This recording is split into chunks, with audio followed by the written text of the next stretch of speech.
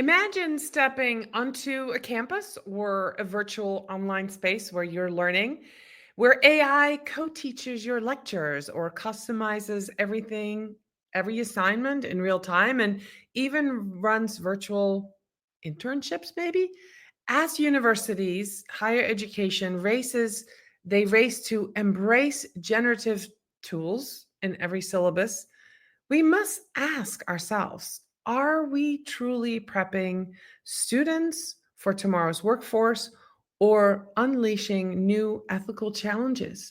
What's happening in the higher education space now that AI is being unleashed to all of us, accessible to most of us? That's what we're going to talk about today. Stay tuned. I'll be right back with Strategy Talks.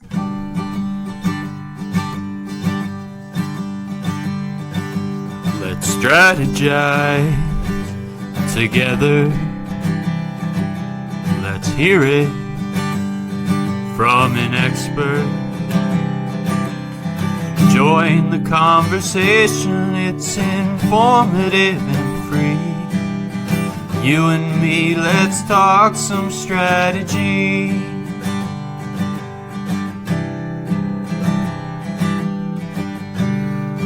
Now here's your host, Morin-van.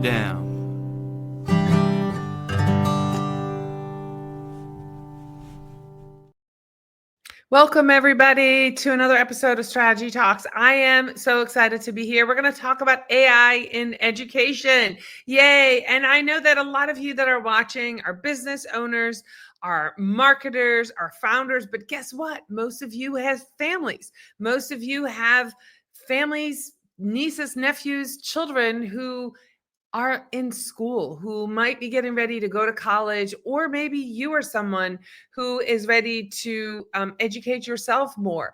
And with AI coming into the picture, everything, and I mean everything, has changed. So that's what we're going to talk about today. Before we do, I want to welcome everybody who's here with us live on LinkedIn, on Facebook, on YouTube.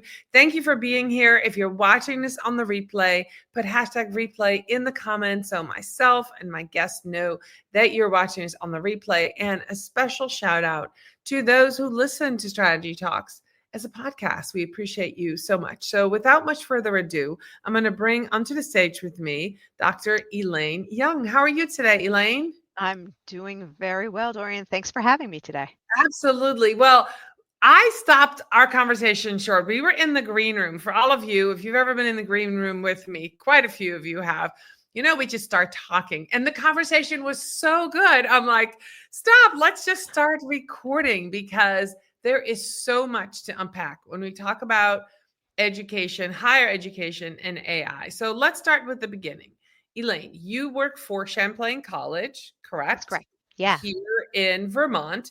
Yes. Tell us what you do, because I think it's really it's significant in how this conversation is going to go based on what you see and what you do for the college. Certainly. Yeah. So I'm currently a department chair for marketing, media, and esports management for Champlain College Online.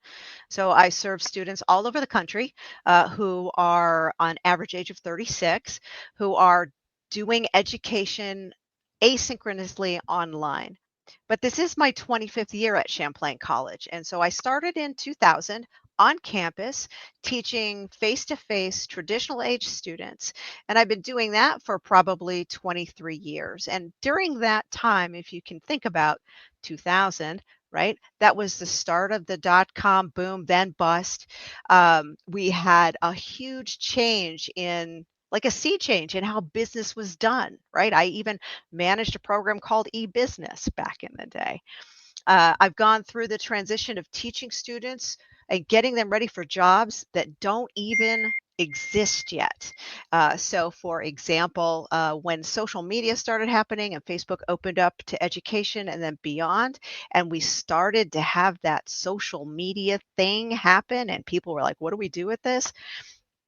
I was teaching students in the classroom. We were looking at Twitter. What is Twitter? What is this thing? And then I was having students compare and contrast Twitter with Plurk and Pounce. You're like, what are those? Right? So they were things that they tried to do short form, didn't survive. So I've been through that process. And I also did my dissertation work back in 2007 on technology acceptance and use. And what is it that gets people to adopt and use a technology? So all of this is sort of a perfect storm for this moment we find ourselves in, this moment of disruption, of transformation when it comes to generative AI. Yeah. So when we were talking earlier, I compared it as I'm listening to you speak about what's happening in the classroom, what you're seeing, what was happening in 2010 when I started my business. Social media before 2010 really had been used by individuals. People were connecting with people from all over the world, right? It was a social thing, social media. And then in 2010, Twitter had come up and some of the other platforms starting to do some paid media, and Facebook pages came on the scenes. And so that's how I started my business, teaching people about social media. Well, at that time, I had almost two teenagers, and very quickly I ended up with four. That's how that works. And so my friends would come to me and say, well, you know about social media. Can you teach us what I need to know? At one point, they also wanted me to teach the children, and I kept Yeah. saying that I think that is the job of the parent and the school. I can Mm. help you figure out what you need to teach them, but the first thing about this is you need to set some rules. And I think now that we're in the space of AI, we're going to talk about AI in higher education, and I'm sure rules and policy is a big part of that. When we talk about that in business, if you've watched some of my shows, you've heard me talk about the first thing you need to do if you own a business and you have employees. You need to set an AI policy, because Mm. 71% of employees are bringing AI into the workplace through Yeah. the phone, right? We were talking about that earlier. And so I'm sure the same thing is in higher ed. But then if you take it back to high school, what were you saying, Elaine, about the differentiator between the kids who just graduate high school, are starting college, and those who will graduate college next year? What is happening in that generation, in those Yeah, just years? and think about that shift from individuals who started college where Gen AI was not happening like this. And then suddenly it comes onto the scene while they're in college. Well, this is the same time it's coming onto the scene for these younger people who are in like ninth grade, right? And then you shift 4 years ahead, 3.5, 4 years ahead. At the pace at which generative AI exponentially is growing, changing, evolving, with new tools being announced every day, new advances just announced yesterday, Gemini and OpenAI and doing all of the things.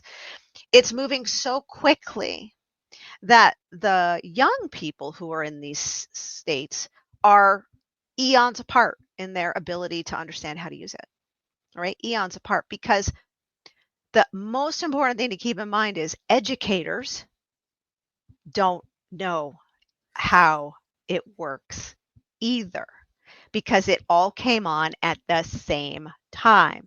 So unless you are somebody who's been steeped in AI creation and coding for 20, 30 years, this is a steep learning curve. And just so if you're interested in learning it and you have time to learn it and you start playing with it, just trying to keep up is almost impossible. So Mm. imagine if you aren't interested, or you don't know about it, or you don't have the access to it. How are you as a teacher? And I don't care if it's K-12, higher ed, whatever, but as a person who teaches people, how are you going to get yourself up to speed in a way that helps you feel confident enough to then teach? Because in order to teach, you have to know. And if you don't know, you can't teach. And so all of these platforms are moving so quickly to get this so immersed in everything and give everybody access, that we're all getting access at the same time. We're building the plane as we fly it, as people might say. So when it comes to education, it's really hard to go through the systems, the understandings, create policies that people can agree on when you don't even know the implications yet. And schools at the K-12 level have less budget, less access than if you're in rural education, like we are in rural areas. There's even less access. IT teams might not even know the systems and support people for computers at the school know how to give out the Chromebooks and do the thing, but they lock everything down so people don't have access, right? It's a perfect storm for what we used to call the digital divide. And I would say it's going to be an AI divide, right? Oh, I haven't heard that term used before, but that makes a lot of sense. So, bringing it back to what you're seeing in your classrooms, you said the average age is 36. Your Yeah. students are working. Your students Yes. are in the workforce. Yeah. So, how are you able to bring AI or use AI in your virtual teaching, in your classrooms or in your programs that you Right. are designing? And how are you, we talked about, education is the piece right here, right? I wanted to learn more about AI. I signed up this spring for about 20 webinars, and after about 5, I'm like, I'm never attending another one. It was people who didn't know teaching people who didn't know, and I was like, this is crazy. I just got to start doing. So Yeah. how are you integrating AI into what you're doing, and what can we learn from those things? Let's talk about it. Yeah. So the first thing, and I'm really grateful to the research that I did back in the day around technology use and acceptance, because it's really grounded me in understanding that the hype cycle is the hype cycle, and media and others are going to tell a story to sell advertising. We could talk all about that at another time. Um, and that to be grounded is to understand that there's fundamental things that are not changing. There are fundamental things that don't change. So in marketing, there's fundamental things that are not going to change. You have to understand your audience. You have to think about your purpose. What's your value proposition? That's not going to change. It's the how you do it that's changing. And so the goal in a class when you're teaching marketing is to then infuse that practice into the work someone does. So when we had an assignment of creating buyer personas, now it's like, okay, create one based on what you know. Now use generative AI to help you create one. Compare and contrast. What did you learn from that process? Because what we're doing is centering the critical thinking and the questioning, not the surface level one-off cognitive offload. I don't want to do this thing. I'm going to have this thing do it for me and I'm going to move on. It really is no, it's you're going to use these tools to help you be more efficient at what you do. And in the classroom, the goal needs to be to strike the balance between how to practice this in a way where you're still doing your work and it's still you, but you are augmenting with a tool so that someone like me as a professor can actually assess that you're actually learning something, right? And that's the sticky thing. So in the online space right now, our students are bringing AI, but not being willing to admit it because, you're lazy or you're a cheater. Our faculty and our administration are wrestling with what would a policy even look like when something changes so fast. So we stick to academic honesty policy, but then each individual instructor sort of has some leeway in how they approach that. As a department chair, my focus is our job is to teach skills and critical thinking to our students who are in the workforce and going out into the workforce, changing jobs, doing whatever they do. If we don't give them the critical thinking skills and the tactical skills of how to use and prompt and try, then we're doing them a disservice. So our work in our marketing area for Champlain College Online in those programs is to find that balance. I think we do okay. I think we could do better. Um, but it's very short into all of this. We don't know where it's leading. There's a lot of speculation, a lot of uncertainty, a lot of fear. But at the end of the day, things that we needed yesterday, we will still need tomorrow. It is just how we do it that's going to change. Yeah. So when we were in the green room, we were talking about that younger generation, us being, I'm assuming this, but I think both you and I are Gen X, right?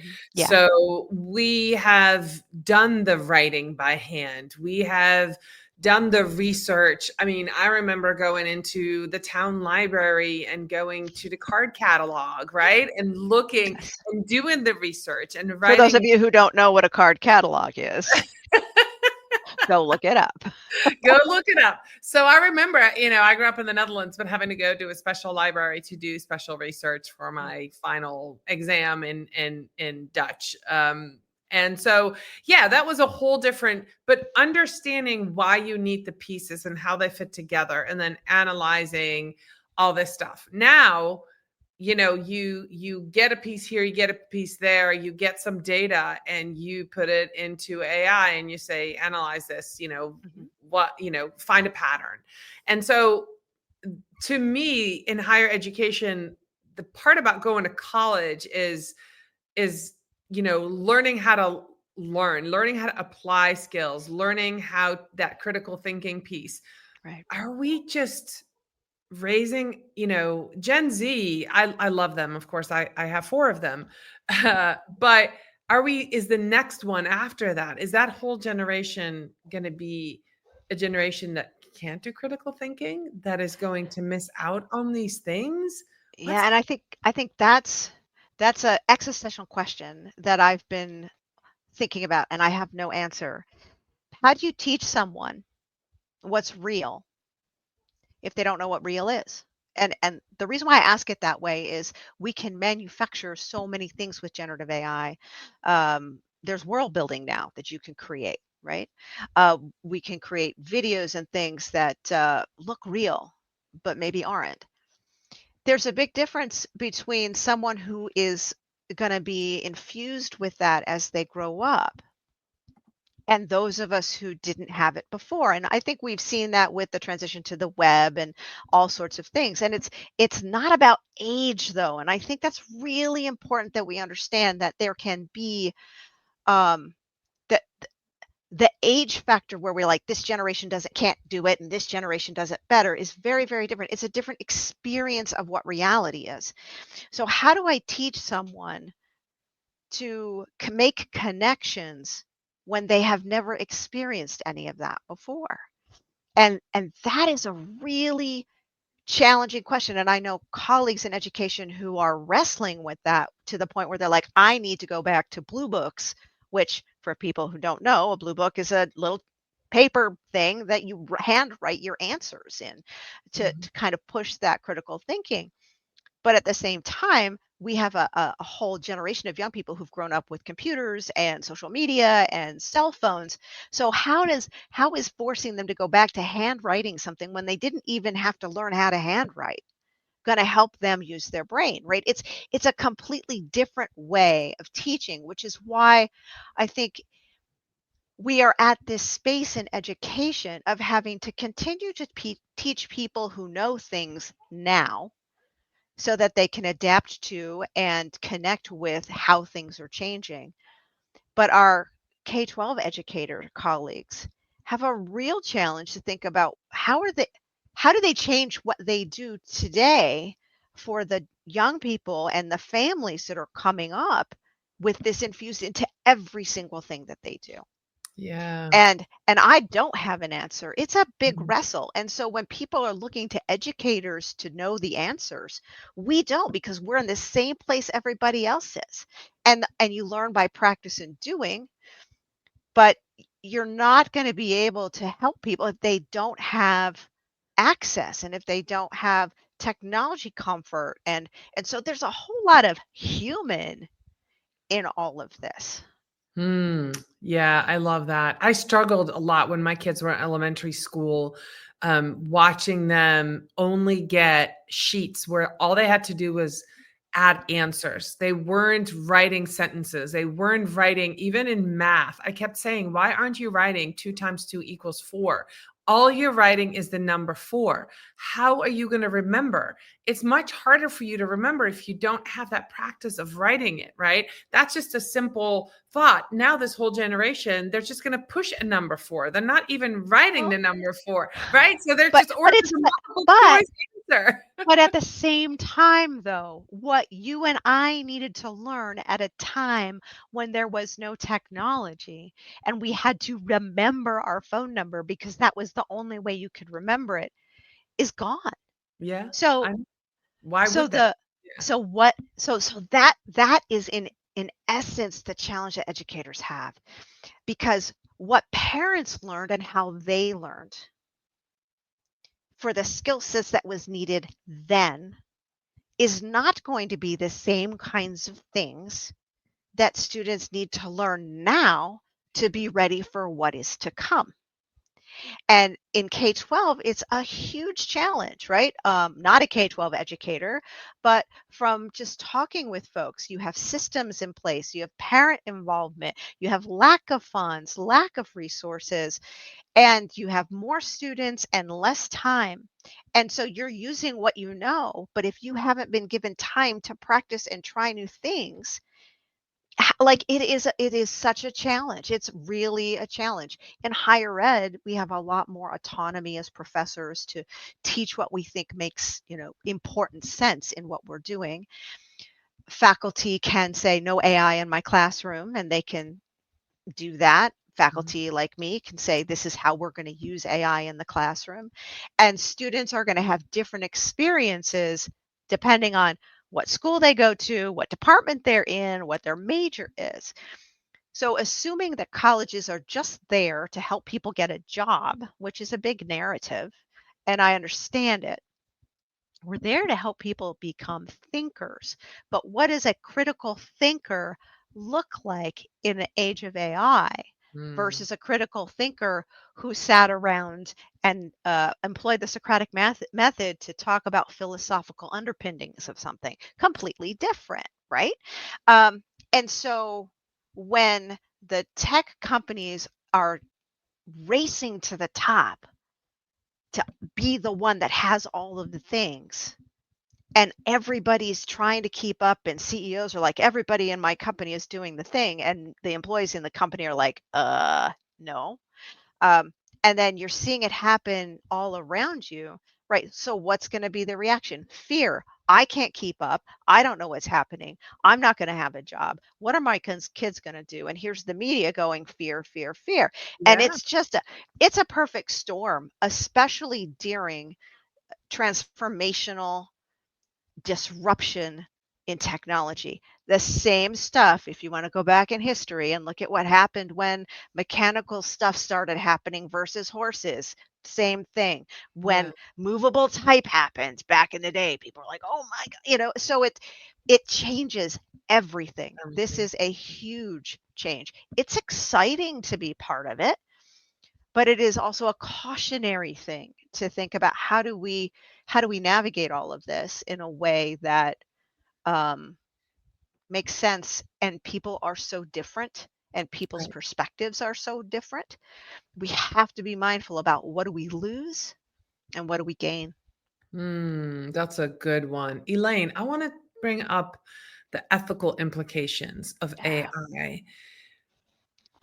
When it first came out a year and a half ago, 2 years ago, my youngest son was second year college maybe. He's got one more year left. So he's in that generation that's going to graduate and everything is going to be AI, right? But when he started, nothing was. Generative AI Right. wasn't available.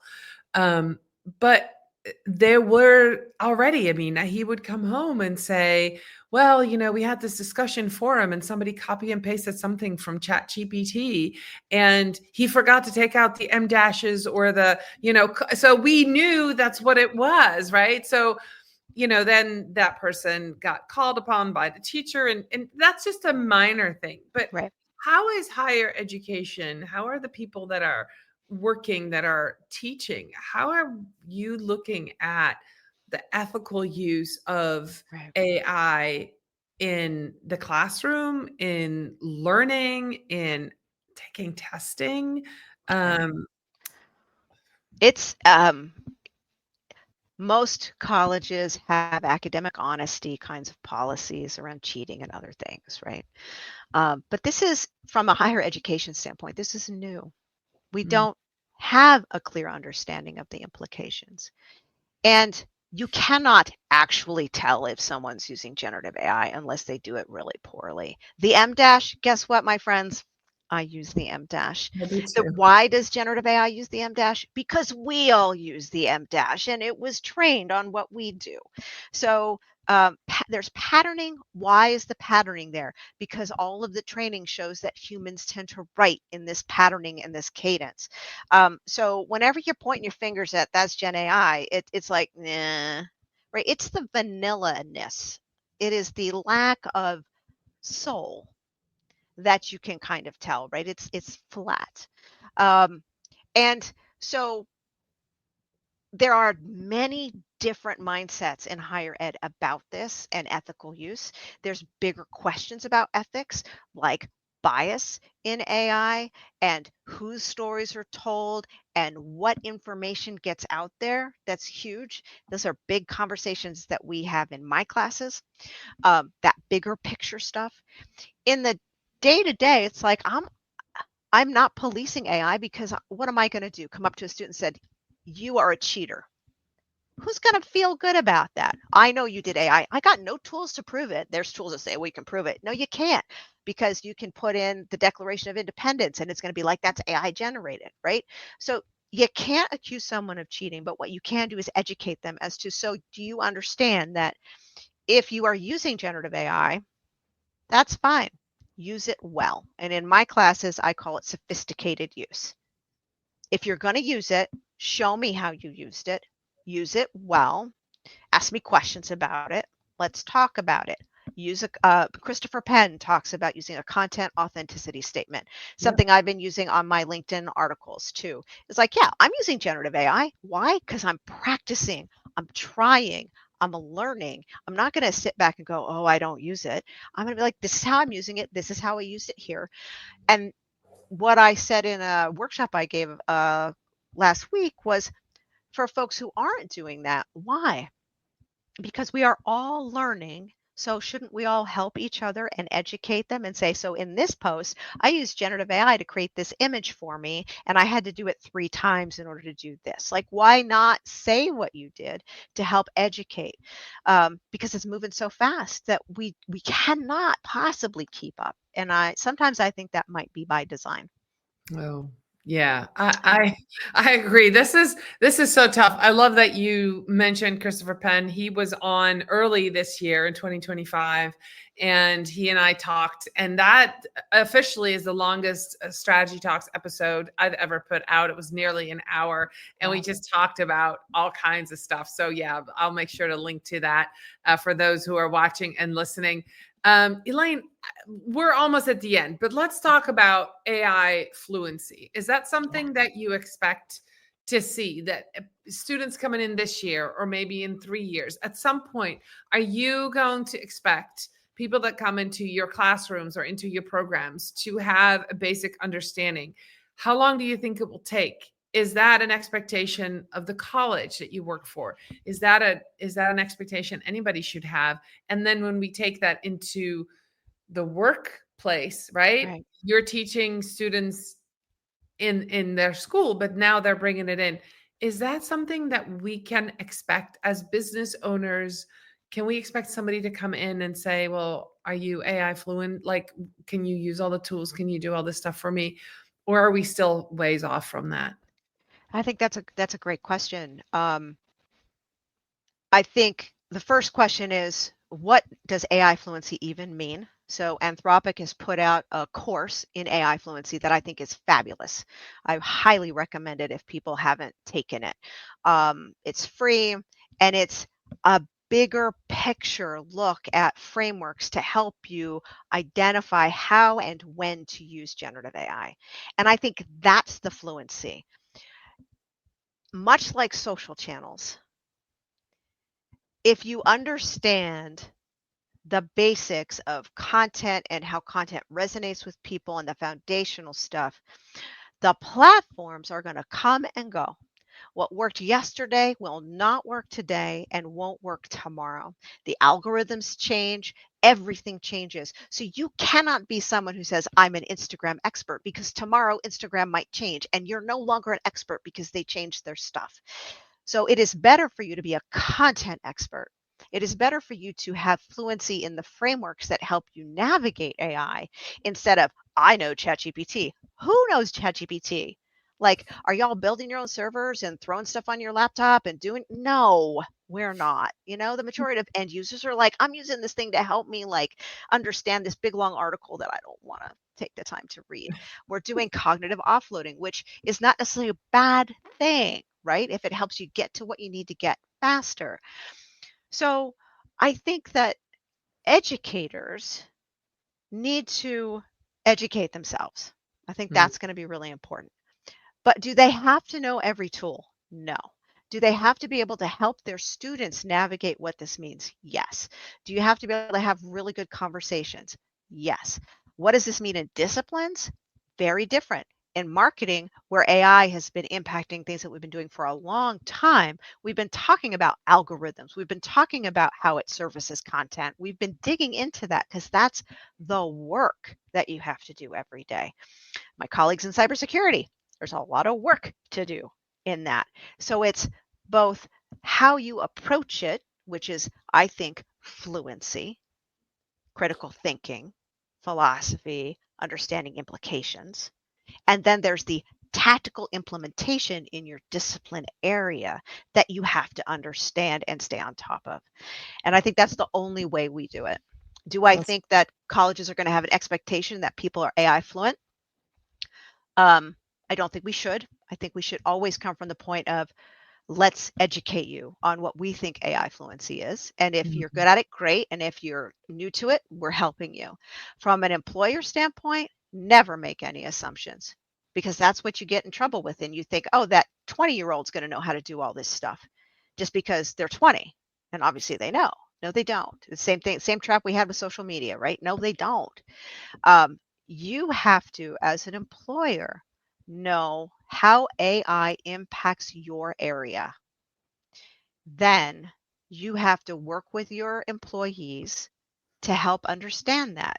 My advice for employers is find the 1 or 2 employees you have who are early adopters. They love this stuff. They are excited. They want to play. They want to try.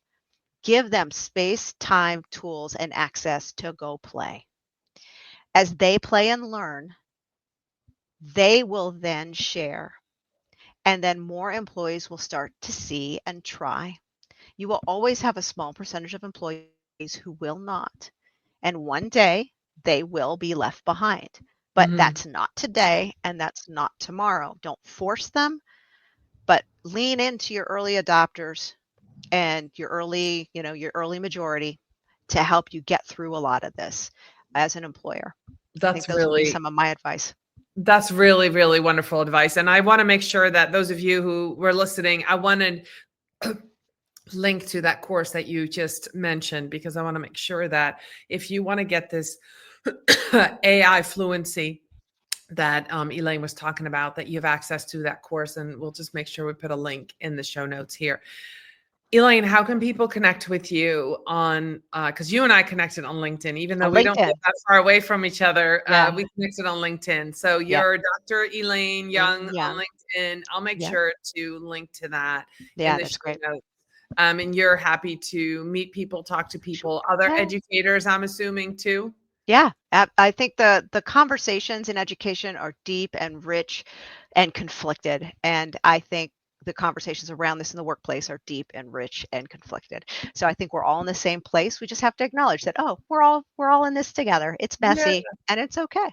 Yeah. Well, I so enjoyed this conversation. This is definitely a little bit different, even though it's still strategic. It's a little bit different than marketing and business. But I hope that you enjoyed it, that you stayed to the end. We thank you for being here. I'll be back next week with another episode of Strategy Talks. Bye, everybody.